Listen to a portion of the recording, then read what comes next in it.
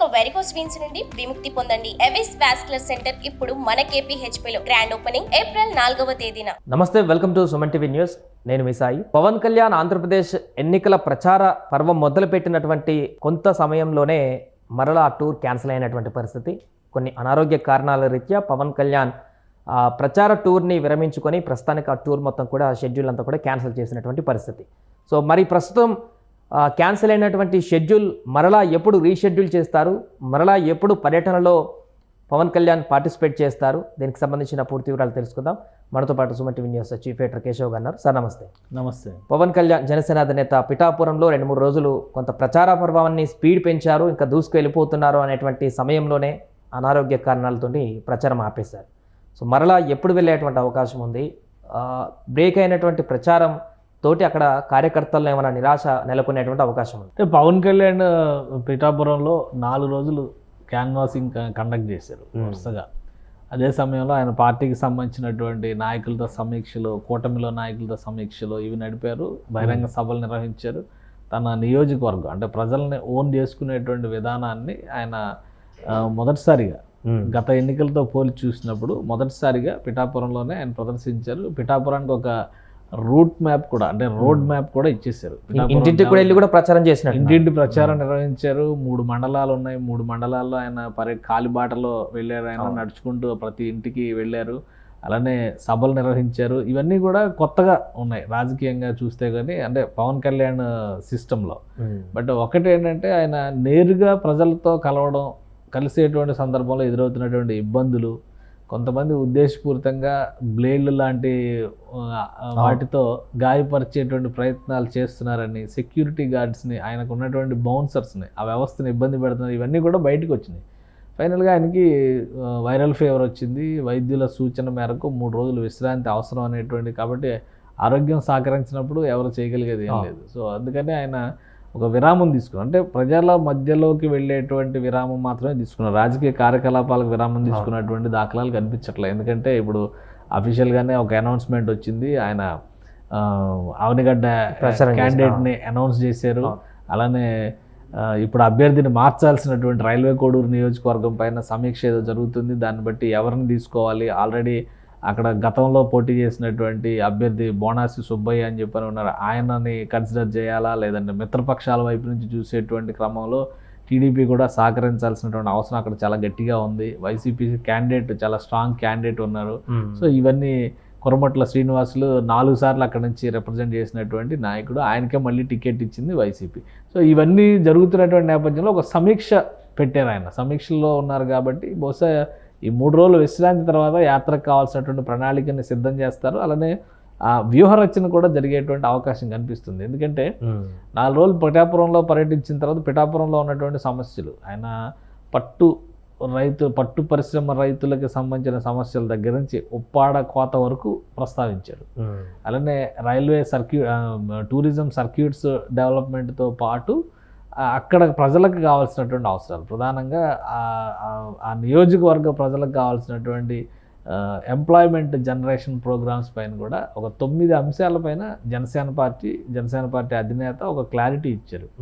So ఇవన్నీ కూడా party నాయకులు క్యాన్వాసింగ్ చేస్తారు. పార్టీ నాయకులు ప్రజల్లోకి తీసుకెళ్లేటువంటి ప్రయత్నం చేస్తారు. ఇంటింటికి డోర్ టు డోర్ క్యాంపెయిన్ చేస్తారు. ఇవి జరుగుతాయి.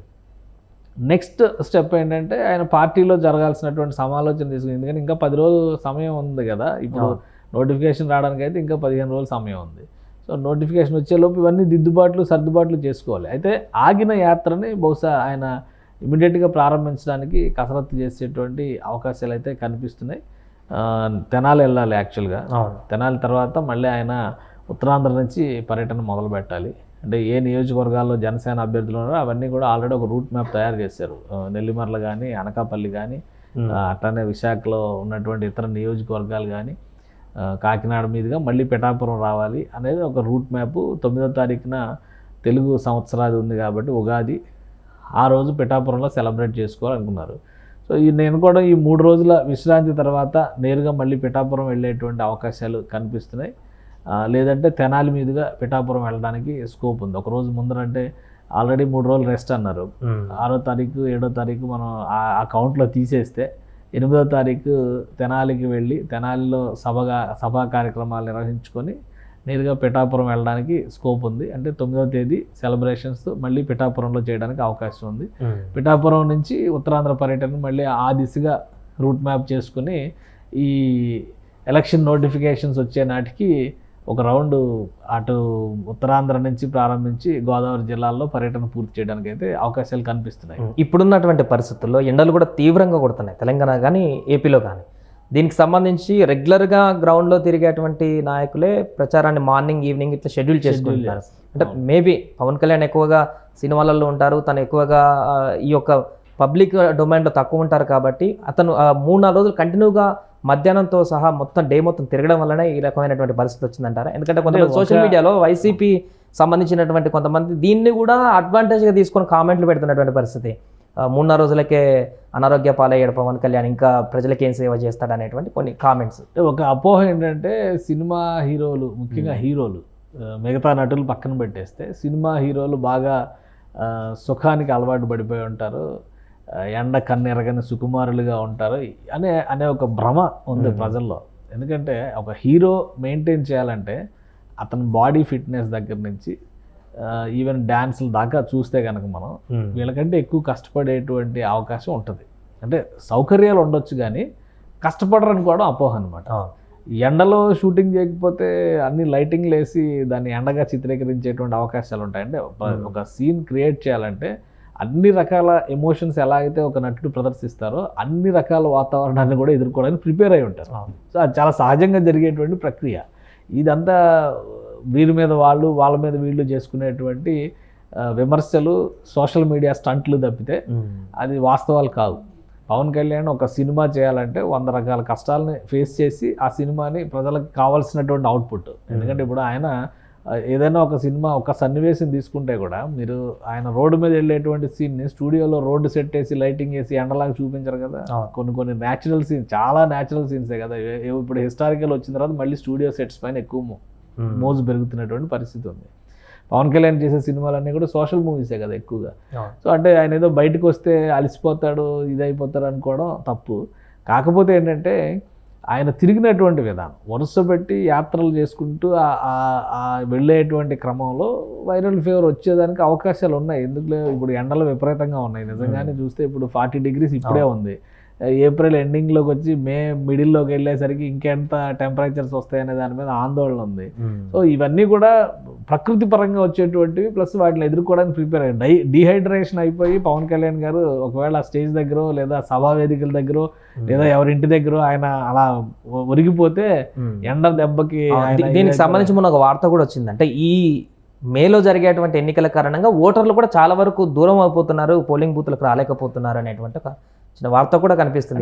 ఇబ్బంది ఎప్పుడూ ఉంటుంది. ఎందుకంటే ప్రతిసారి ఎలక్షన్స్ మన తెలుగు రాష్ట్రాల్లో అయితే, తెలంగాణ ఒక మినహాయింపు. ఎందుకంటే లాస్ట్ టైం కేసీఆర్ గారు ముందస్తుకు వెళ్ళారు కాబట్టి అదొకటి మినహాయింపు. నాకు తెలిసి నేను చూస్తున్నంత వరకు లాస్ట్ 25-30 years నుంచి ఆల్మోస్ట్ వేసవిలోనే ఎలక్షన్స్ జరుగుతున్నాయి. ఏప్రిల్ మే నెలలోనే ఎన్నికలు జరుగుతున్నాయి. ప్లస్ నవంబర్లో అప్పుడు పెడితే తుఫాన్లు వీటి సమస్య ఉంటుందనేటువంటి ఉద్దేశంతో కూడా గతంలో చాలా అవరోధాలు ఎదురైనటువంటి పరిస్థితి ఉంది.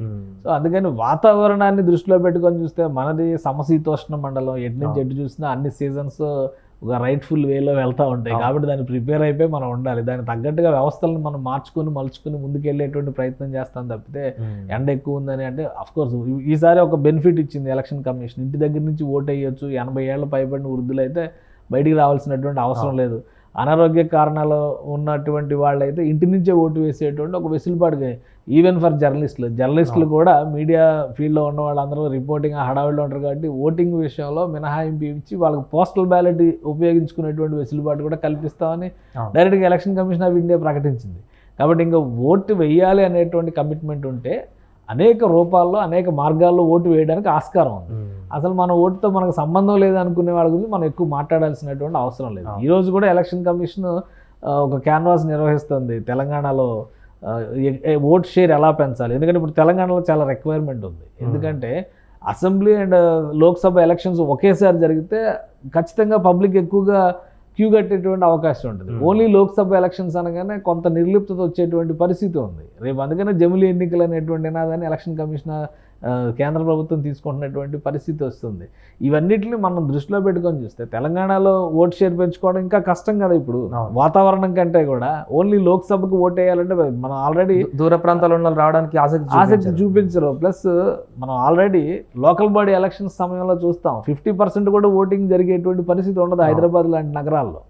సో ఇవన్నీ కూడా ప్రజలు తమకు తాము ప్రజాస్వామ్యం ఇచ్చినటువంటి ఒక బాధ్యతగా ఫీల్ అవ్వాల్సినటువంటి అంశం. ఈ ఓటు హక్కు కోసమే, ఈ రాజ్యాంగం అమలు చేసుకునే స్వయం ప్రతిపత్తి కోసమే మనం బ్రిటిష్ వాడితో 200 ఏళ్ళు కొట్లాడాం అనేటువంటి స్పృహ ఉంటే ఎవరైనా కానీ వచ్చి ఓటేస్తారు. ఆ స్పృహ లేని వాళ్ళని ఏం చేయాలి? వాళ్ళకి ఎడ్యుకేట్ చేయాలి, మనం వాళ్ళకి అర్థమయ్యేలా చెప్పేటువంటి ప్రయత్నం చేయాలి. కాబట్టి ఇక్కడ ఓటు పర్సంటేజ్ పడిపోయేటువంటి పరిస్థితి కానీ, వాతావరణం ప్రభావంతో ఓటర్లు బయటికి రానేటువంటి స్థితిగతులు కానీ ఇప్పుడు లేవు. అందుకని ఈ క్యాన్వాసింగ్ విషయంలో పవన్ కళ్యాణ్ ఒక వ్యూహాత్మకంగా ముందుకు వెళ్తున్నారు. మొదట ఆయన నియోజకవర్గాలు అంటే ఏవైతే జనసేన పార్టీ కంటెస్ట్ చేస్తుందో ఆ నియోజకవర్గాలు, తర్వాత ఉమ్మడి సభలు. ఇప్పుడు సభలు మొదలవుతాయి కదా, ఇంకొక 10 రోజుల తర్వాత ఉమ్మడి సభలపైన ఫోకస్ పెట్టాలి. మేనిఫెస్టో ఇవ్వాల్సినటువంటి బాధ్యత 3 పార్టీల కూటమికి ఉంది. జగన్మోహన్ రెడ్డి గారు ఉగాది రోజున మేనిఫెస్టో రిలీజ్ చేయడానికి ఒక ప్రణాళికను సిద్ధం చేసుకున్నారు. మరి 3 పార్టీలు కూడా రిలీజ్ చేయాలి కదా. నామినేషన్స్ వేసేదానికంటే ముందే మేనిఫెస్టో రిలీజ్ చేయడానికి ఎక్కువ అవకాశం ఉంది. కాబట్టి బహుశా 10వ తారీఖు తర్వాత ఈ వేగం ఇంకా పెరిగేటువంటి ఛాన్సెస్ ఉన్నాయి. ఆయనకి ఇప్పుడు వచ్చినటువంటి అనారోగ్యం కేవలం ఒక విరామం మాత్రమే. బహుశా ఒక 2-3 రోజులు అంటే బయటికి వెళ్ళేటువంటి పరిస్థితి ఉండకపోవచ్చు. కానీ ఆయన ఎక్కడున్నా కానీ కార్యకలాపాల నిర్వహణ అనేది ముందుకు సాగుతుంది అనడానికి సంకేతం ఈ అభ్యర్థుల ప్రకటన, మార్పులు చేర్పుల పైన చర్చలు, ఇవన్నీ కూడా అందులో భాగంగానే మనం చూడాలి. ఈ గ్యాప్ అనేది ఇప్పుడు నెక్స్ట్ షెడ్యూల్ మీద ప్రభావం చూపించే అవకాశం ఉందంటారా జనసేనలో? ఎందుకంటే సమయం మిగతా నియోజకవర్గాలకు అప్పుడున్నంత తక్కువ కేటాయించడానికి ఆస్కారం ఉంది. అంటే ఎట్టి పరిస్థితుల్లో అది ప్రభావం చూపించే అవకాశం లేదు. ఎందుకంటే నియోజకవర్గాల పరంగా చూసినా కానీ 20 నియోజకవర్గాల్లో ఆయన ప్రచార సభలు నిర్వహించాల్సి ఉంటుంది సొంత పార్టీకి సంబంధించి. నియోజకవర్గంలో వీలైనంత ఎక్కువ సమయం కేటాయించాలి. అందుకే మొదటి 4 రోజులు అక్కడే ఆయన బస చేస్తున్నటువంటి పరిస్థితి ఉంది. మంగళగిరి పార్టీ ఆఫీస్ కంటే కూడా పిఠాపురం పార్టీ ఆఫీస్ నుంచి యాక్టివిటీ నిర్వహిస్తాం మేము అనేటువంటి మాట ఆల్రెడీ జనసేన పార్టీ నాయకులు చెప్పేశారు. అలానే ఆయన అక్కడ బస చేయడానికి కావాల్సినటువంటి ఏర్పాట్లు కూడా చేసేసారు. కాబట్టి అది పెద్ద ప్రభావం చూపించదు. సొంత పార్టీ నియోజకవర్గాల్లో ఒక సభలో ఒక రౌండ్ నిర్వహించిన తర్వాత ఉమ్మడి సభలపైన కూడా ఫోకస్ పెట్టే అవకాశం ఉంది. తెలుగుదేశం, బీజేపీ అధినాయకత్వాలు అంటే బీజేపీ నుంచి కూడా ప్రధానమంత్రితో ఒక 3 సభలు ఆంధ్రప్రదేశ్లో నిర్వహించాలనేటువంటి ఒక ప్రణాళిక ఉంది. అలానే అమిత్ షాతో సభలు నిర్వహించాలి. అలానే రాజ్నాథ్ సింగ్ లాంటి నాయకులు కానీ, యోగి ఆదిత్యనాథ్ లాంటి వాళ్ళు కానీ వీళ్ళందరినీ కూడా అంటే బీజేపీలో లెజెండ్ పర్సనాలిటీస్గా ఎవరినైతే వీళ్ళు ట్రీట్ చేస్తున్నారో వాళ్ళందరినీ కూడా ఏపీ తీసుకొచ్చేటువంటి ప్రయత్నం బీజేపీ నాయకులు కూడా చేస్తారు ఖచ్చితంగా. అందరితో కలిసి ఉమ్మడి సభలు ఉండకపోవచ్చు, కాకపోతే అది బీజేపీ క్యాన్వాసింగ్లో భాగంగా వెళ్ళొచ్చు.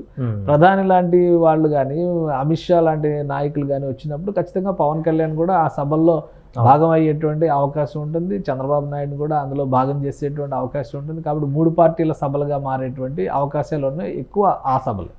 సో వీటన్నిటికీ టైం కేటాయించేటువంటి అవకాశం ఉండాలి కదా. అందుకని ఇవన్నీ దృష్టిలో పెట్టుకొని షెడ్యూల్ చేస్తారు. నేను అనుకోవడం ముందుగా తెనాలి వెళ్ళి తెనాలి నుంచి పిఠాపురం వెళ్ళడానికి ప్రణాళికని ఇంకో రౌండ్ సిద్ధం చేసుకుంటారు పవన్ కళ్యాణ్ అని అనిపిస్తుంది. Right sir. సో మొత్తానికి అది పవన్ కళ్యాణ్ షెడ్యూల్ బ్రేక్ వచ్చినప్పటికీ కూడా తొందరలోనే ఉగాదిలోపే మరలా రీషెడ్యూల్ కూడా అయిపోయి అన్ని నియోజకవర్గాలను కవర్ చేసేందుకు సిద్ధమవుతున్నారు. ఇప్పటికే రివ్యూలు కానీ మిగతా పార్టీ కార్యక్రమాలకు సంబంధించి ఇంట్లో నుంచే మానిటరింగ్ కూడా చేస్తున్నటువంటి సందర్భంలో తొందరలోనే 2వ షెడ్యూల్ అంటే ఎప్పుడైతే రద్దయినటువంటి ఈ షెడ్యూల్ కూడా మరలా ప్రిపేర్ చేయడానికి సిద్ధంగా ఉన్నట్టుగా కనపడుతుంది. సుమన్ టీవీలో మీ పర్సనల్ అండ్ బిజినెస్ ప్రమోషన్స్ కోసం కింది నెంబర్కి కాంటాక్ట్ చేయండి.